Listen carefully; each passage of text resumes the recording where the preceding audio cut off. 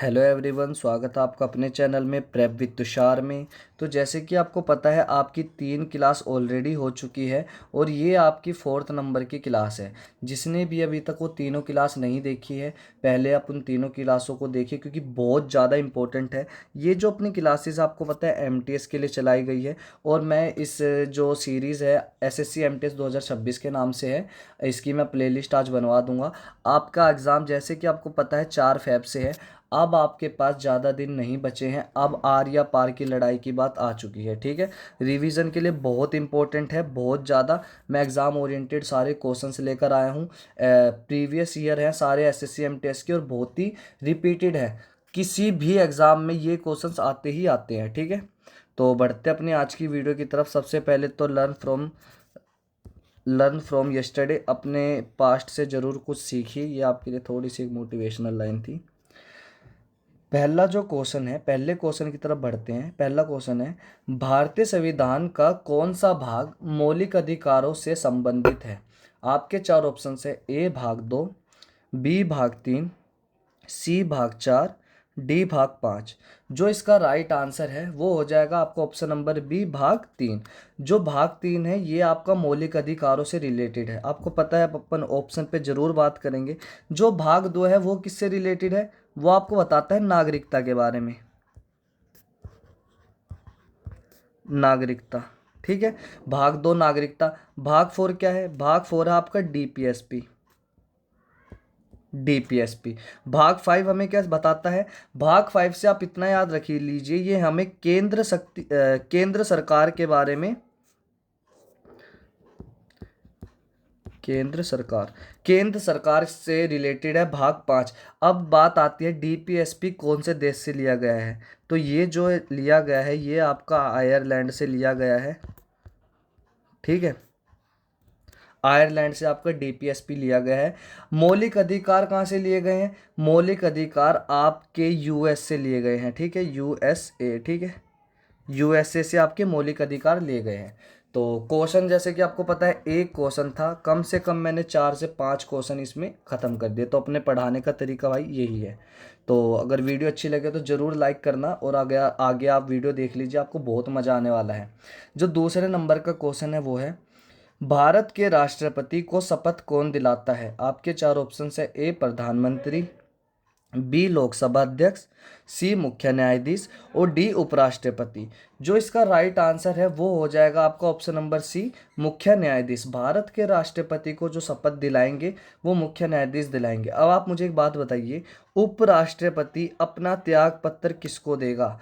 उपराष्ट्रपति जो है वो अपना त्याग पत्र राष्ट्रपति को देता है।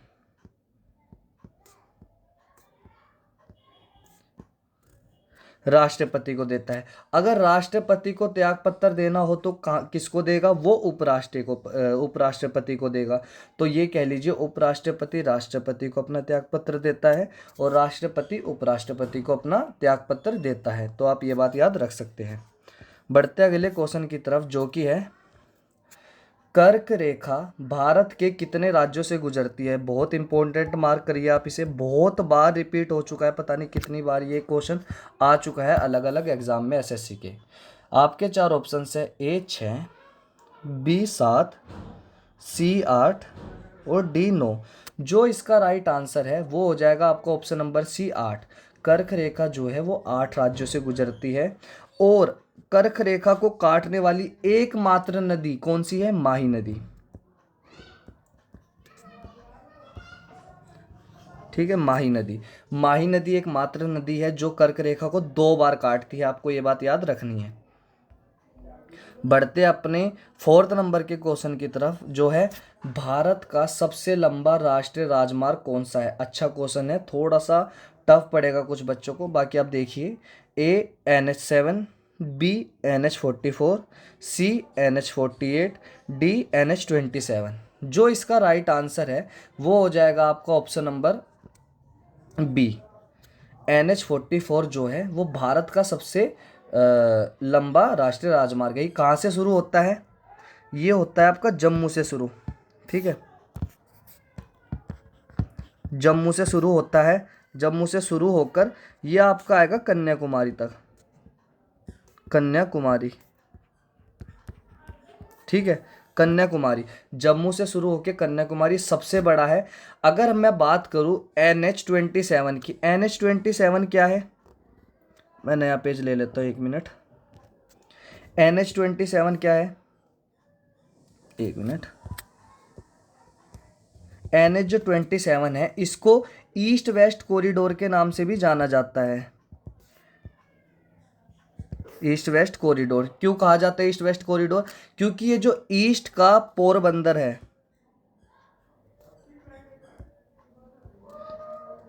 पोरबंदर, पोरबंदर कहाँ है, गुजरात में। गुजरात में ये यहाँ से शुरू होता है पोरबंदर, गुजरात से, और ये आपका कहाँ तक जाता है, सिलचर। सिलचर, सिलचर कहाँ है आपका, ये है आपका असम में। ठीक है, सिलचर असम में है, और पोरबंदर पोरबंदर से शुरू होगा और सिलचर असम तक जाएगा, इसलिए आपको ये ईस्ट वेस्ट कॉरिडोर के नाम से भी जाना जाता है। ठीक है, आपको क्वेश्चन ये क्लियर हो चुका होगा। और जो इसका राइट आंसर है वो मैंने आपको बता दिया, NH44। आप ट्रिक भी लगा सकते हैं, NH44 यानी कि आप 4 ले लीजिए। 4 मतलब क्या है, चारों दिशाओं को ये जोड़ता है।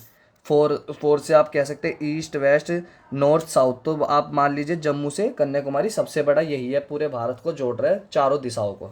ठीक है, जो अपने 5वें नंबर का क्वेश्चन है वो है, भारत में योजना आयोग का स्थान किसने लिया? ये क्वेश्चन मैंने आपको कम से कम 3 से 4 बार पहले ही पढ़ा चुका हूँ मैं आपको ये क्वेश्चन। ठीक है, जिन बच्चों ने नहीं पढ़ा उनको मैं बता दूँ, इसका सीधा पहले आप ऑप्शन देख लीजिए। A वित्त आयोग, B नीति आयोग, C आर्थिक परिषद, D योजना विभाग। इसका जो राइट आंसर है वो हो जाएगा आपका option number B NITI Aayog. NITI Aayog ने जो योजना आयोग थी उसका स्थान ले लिया था, जिसे FYP 5 ईयर प्लान के नाम से भी जाना जाता था। 1951 से, 1 मिनट, 1951 से 56, ये इसका पहली बार हुआ था। फर्स्ट जो इसका 5 ईयर प्लान था वो यही था। ठीक है, और इसकी अध्यक्षता किसने की थी, जवाहरलाल नेहरू जी ने। जवाहरलाल नेहरू जी ने, और उस टाइम ये अपने देश के प्रधानमंत्री थे और पहले प्रधानमंत्री थे, आपको ये बात भी याद रखनी है। और जो ये आपकी 5 ईयर प्लान था, इसका मुख्य उद्देश्य किस पे टिका हुआ था, कृषि पे। ठीक है, कृषि पे, कृषि पे इसका मुख्य उद्देश्य था कि कृषि को अपन को बढ़ावा देना है, उधर से इनकम लेनी है। तो ये पहली जो पंचवर्षीय योजना थी उसके बारे में था, और नीति आयोग ने इसको ख़त्म कर दिया। लास्ट जो योजना बनी थी योजना आयोग की तरफ से, वो बनी थी आपकी 2012 से 2017। ठीक है, ये लास्ट थी 2012 से 2017।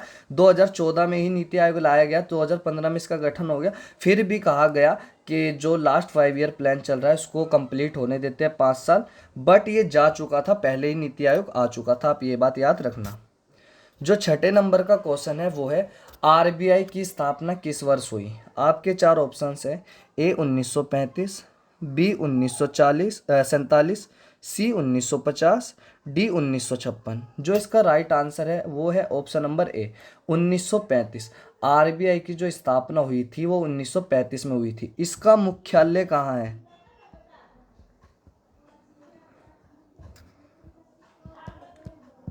इसका मुख्यालय कहाँ है? इसका जो मुख्यालय है वो है आपका मुंबई में। मुंबई में, ठीक है, मुंबई जो कि महाराष्ट्र की कैपिटल है, मुंबई में इसका मुख्यालय है। अगर मैं बात करूं, जो 1900 RBI के फर्स्ट इंडियन गवर्नर थे, फर्स्ट जो इंडियन थे वो कौन थे जी? वो थे आपके CD देशमुख जी। CD देशमुख जी थे।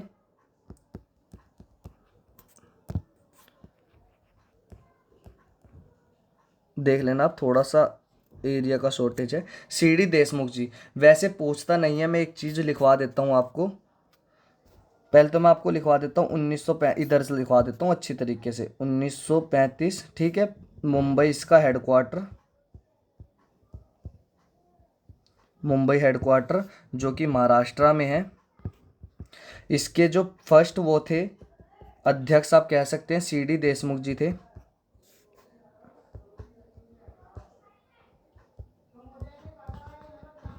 CD देशमुख। अगर पूछता है कि पहले जो थे अंग्रेज कौन थे, वो थे आपके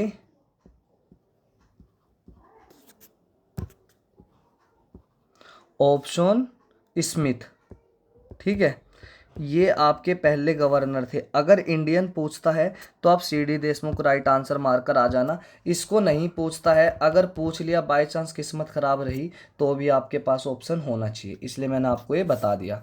बाकी इसका राइट आंसर 1935 है। अपने 7वें नंबर के क्वेश्चन पर अपन आ चुके हैं।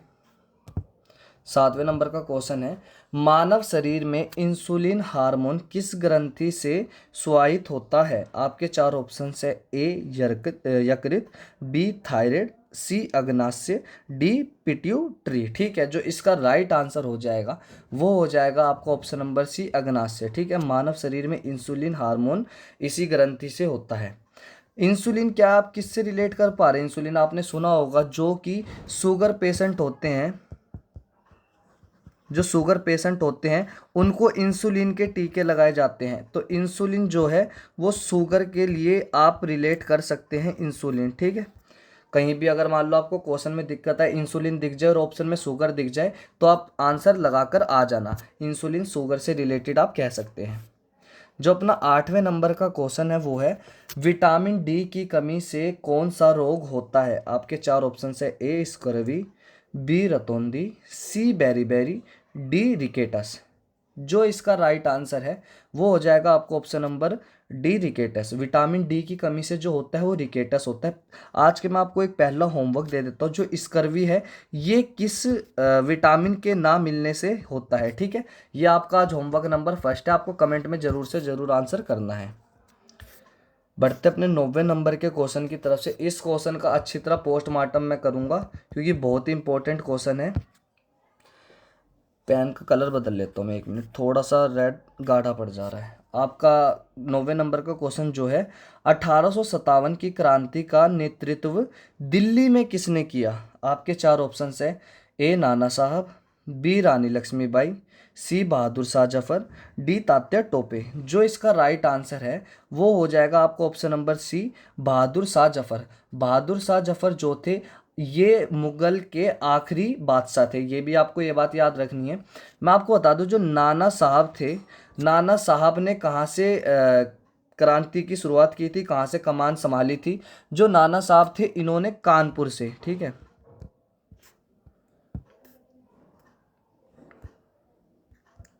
कानपुर कानपुर कानपुर से इन्होंने नेतृत्व किया था। रानी लक्ष्मीबाई जी ने कहाँ से किया था? इन्होंने झांसी से किया था। ठीक है, झांसी से। और तात्या टोपे ने कहाँ से किया था? तात्या टोपे ने भी कानपुर से किया था। कानपुर और मध्य इंडिया आप कह सकते हैं, क्योंकि ये जो थे ये नाना साहब के सेनापति थे, तात्या टोपे। ठीक है, आपको ये बात याद रखनी है। बहादुर शाह जफर को कैद कर कर कहाँ ले गए थे? रंगून। ठीक है, रंगून, आपको ये बात याद रखना। रंगून आज का जो म्यांमार है, आज का जो म्यांमार है वही रंगून है। आज का जो म्यांमार है वही रंगून है, आपको ये बात याद रखनी है। बहादुर शाह जफर का निधन भी उधर ही हुआ था और इन्होंने 1857 की जो क्रांति हुई थी दिल्ली से नेतृत्व इन्होंने किया था, और इन्हें इस पूरी क्रांति का भी नेतृत्व करने को कहा गया था। ये बात याद रखना अच्छे से। इस क्वेश्चन का पोस्टमार्टम हो चुका है। नाना साहब, तात्या टोपे, रानी लक्ष्मीबाई मैंने आपको बता दिया। जो 10वें नंबर का क्वेश्चन है वो है, बहुत बढ़िया क्वेश्चन है ये भी, असहयोग आंदोलन की शुरुआत किस वर्ष हुई थी? आपके 4 ऑप्शन है, ए 1917, बी 1919, सी 1920, डी 1922। जो इसका राइट आंसर है वो हो जाएगा आपका ऑप्शन नंबर सी 1920। असहयोग आंदोलन की जो शुरुआत हुई थी 1920 हुई थी। असहयोग आंदोलन का नेतृत्व कौन कर रहे थे? एम के गांधी जी, मोहनचंद करमचंद गांधी।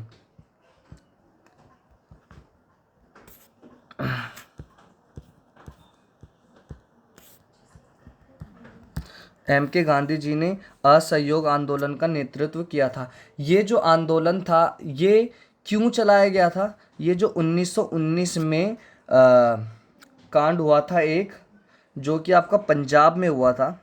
ठीक है, पंजाब में हुआ था, पंजाब में हुआ था, जहाँ पर बहुत सारे हिंदू एक फेस्टिवल था उसके लिए जुड़े हुए थे, और वहाँ पर अंग्रेज़ों ने खुलेआम गोली चलवा दी थी, लोग बहुत उसमें मरे थे। ठीक है, आपको ये बात याद रखनी है। 1919 में हुआ था। इसका जो नाम था वो क्या था, आपको ये भी होमवर्क में बताना है। जो 1919 में कांड हुआ इसका नाम क्या था। इसी के रिलेटेड असहयोग आंदोलन चलाया गया। असहयोग आंदोलन जो था 1920 में चलाया गया, बट 1922 में फिर से रोक दिया गया। क्यों रोक दिया गया, जो कि आपका एक चोरी चोरा कांड हुआ था। ठीक है, चोरी चोरा कांड हुआ था जिसमें अहिंसा हो गई थी। पुलिस स्टेशन में आग लगा दी थी। जो हिंदू लोग थे जो कि इस आंदोलन का हिस्सा थे, तो महात्मा गांधी जी ने ये आंदोलन वापस ले लिया था। आपको ये भी बात याद रखनी है। और आपका आज का दूसरा होमवर्क भी मैंने दे दिया, होमवर्क नंबर 2, जो 1919 में हुआ था। मैंने आपको पूरी कहानी बता दी, बस आपको उसका नाम बताना है, उसका नाम क्या था। 11वें नंबर का जो क्वेश्चन है वो है, भारत का राष्ट्रीय जलीय जीव कौन सा है। आपके 4 ऑप्शंस है, ए मगरमच्छ, बी डॉल्फिन, सी कछुआ, डी शार्क। जो इसका राइट आंसर है वो हो जाएगा आपको option number B dolphin. Bharat का जो राष्ट्रीय जलीय जीव है वो डॉल्फिन है। इस क्वेश्चन पे ज़्यादा टाइम वेस्ट नहीं करेंगे। जो अपना 12वें नंबर का क्वेश्चन है वो है, सत्यमेव जयते किस भाषा से लिया गया है। आपके 4 ऑप्शन है, ए हिंदी, बी संस्कृत, सी पाली, डी प्राकृत। जो इसका राइट आंसर है वो हो जाएगा आपको ऑप्शन नंबर बी संस्कृत। सत्यमेव जयते जो है वो संस्कृत भाषा से लिया गया एक शब्द है। 13वें नंबर का क्वेश्चन है, राज्यसभा के सदस्यों का कार्यकाल कितने वर्ष का होता है। आपके 4 ऑप्शन है, ए 4 वर्ष, बी 5 वर्ष, सी 6 वर्ष और डी 7 वर्ष। जो इसका राइट आंसर है वो हो जाएगा आपको ऑप्शन नंबर सी 6 वर्ष। राज्यसभा के जो सदस्यों का कार्यकाल होता है 6 वर्ष होता है। राज्यसभा को जो कहते हैं आपका ऊपरी सदन कहते हैं, आप कह सकते हो। अपने देश में 2 सदन चलते हैं, एक राज्यसभा और एक लोकसभा। ऊपरी सदन कह सकते हैं, लोकसभा को आप निम्न सदन के नाम से भी जानते हैं। ठीक है, तो जो 14वें नंबर का क्वेश्चन है वो है, भारत की सबसे लंबी नदी कौन सी है। आपके 4 ऑप्शन है, A Yamuna, B Ganga, C Brahmaputra, D Godavari. जो इसका राइट आंसर है वो हो जाएगा आपका option number B Ganga. Bharat की सबसे लंबी नदी कौन सी है, गंगा है। अगर मैं बात करूं गोदावरी की जो इसको बूढ़ी गंगा के नाम से भी जाना जाता है। ठीक है,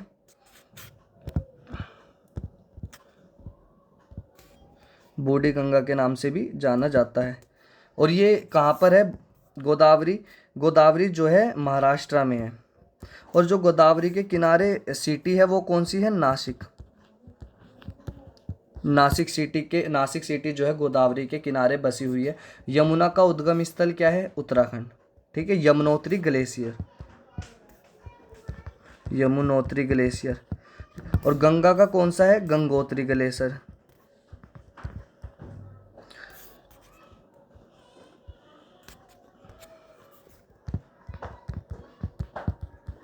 गंगोत्री ग्लेशियर याद रखना, गंगा का गंगोत्री ये भी उत्तराखंड में, यमुना का यमुनोत्री, ब्रह्मपुत्र जो है इसको ना एक तो सांको नाम से जाना जाता है, एक ध्यांग नाम से जाना जाता है। कहाँ कहाँ जाना जाता है, इसका जो ओरिजिन है वो इंडिया से नहीं है, तिब्बत से होता है। आपको ये बात याद रखनी है, बहुत इंपॉर्टेंट है, इसका ओरिजिन इंडिया में नहीं होता। जो आज का अपना लास्ट और 15वें नंबर का क्वेश्चन है वो है, भारत छोड़ो आंदोलन किस वर्ष हुआ। भारत छोड़ो आंदोलन ये भी महात्मा गांधी के नेतृत्व में ही हुआ था। उन्होंने ही इस आंदोलन को लीड किया था। सबसे पहली तो बात ये है। जो 4 ऑप्शन है, ए 1935, बी 1939, सी 1942, डी 1947। जो इसका राइट आंसर है वो हो जाएगा ऑप्शन नंबर सी 1942। भारत छोड़ो 1942 में हुआ था। सबसे मेन बात, मैंने आपको एक स्लोगन पढ़ा है जो कि महात्मा गांधी जी ने ही दिया है, डू और डाई।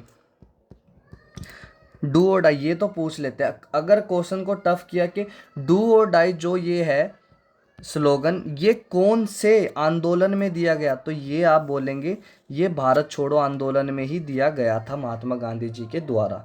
तो आज की वीडियो इतनी ही।